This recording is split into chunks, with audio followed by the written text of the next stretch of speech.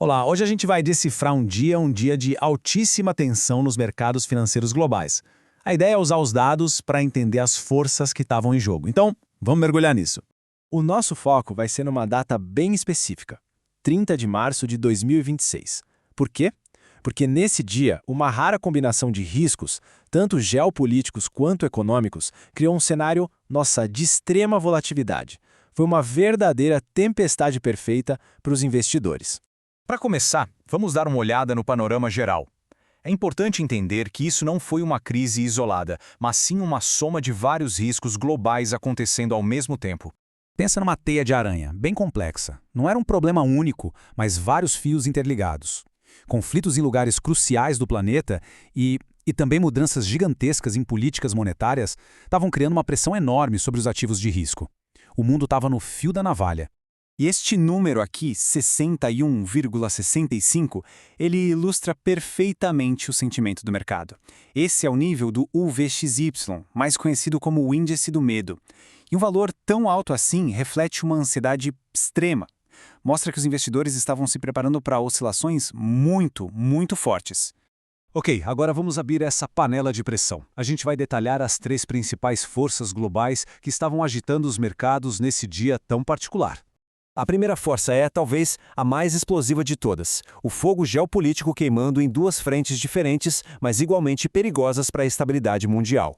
De um lado, no Oriente Médio, o Estreito de Hormuz, por onde passa 1/5 de todo o petróleo do mundo, estava quase fechado. Isso age como um garrote, sufocando a economia global. E ao mesmo tempo, do outro lado do mundo, Estados Unidos e China entravam numa guerra dos ímãs, uma briga pelo controle de terras raras, que são essenciais para tudo, desde o seu smartphone até mísseis. A segunda grande força vem do coração do sistema financeiro global, o mercado de títulos dos Estados Unidos. É ele que, basicamente, dita o custo do dinheiro no mundo todo. E aqui a gente precisa entender um conceito-chave, a tal da inclinação da curva de juros.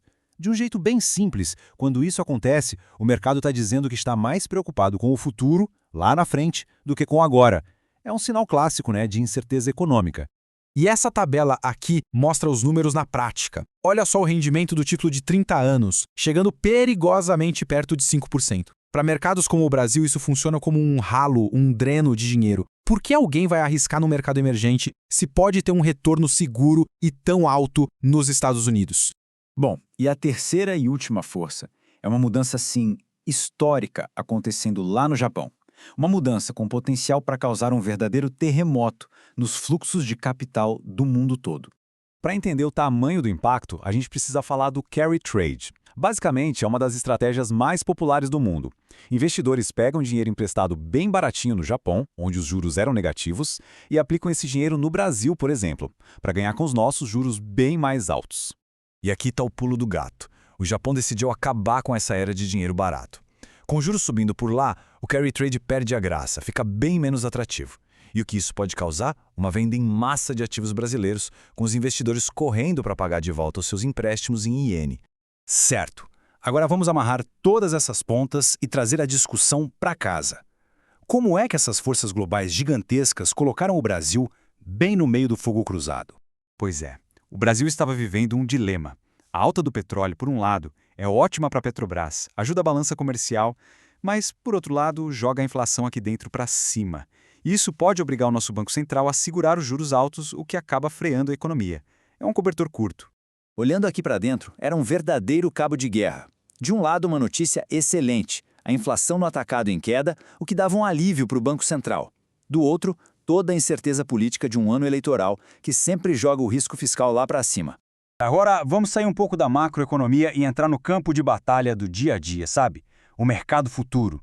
Vamos ver como os traders estavam se posicionando em duas frentes principais no meio desse caos todo. A primeira frente de batalha é o nosso mini índice da bolsa, o WIN. Aqui, o clima geral era de pessimismo e a gente já vai entender por quê.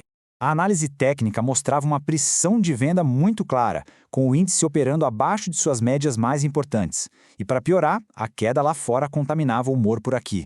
O número que todo mundo olhava era 178.918, visto como a última trincheira, a última linha de defesa dos compradores. E a segunda frente era a briga no câmbio. dólar contra real, o WDO. Nesse caso, as forças globais empurravam a cotação para cima. O dólar estava se fortalecendo no mundo todo como um porto seguro. Ele estava ali numa zona meio indefinida, mas o ponto de atenção total era 5,272.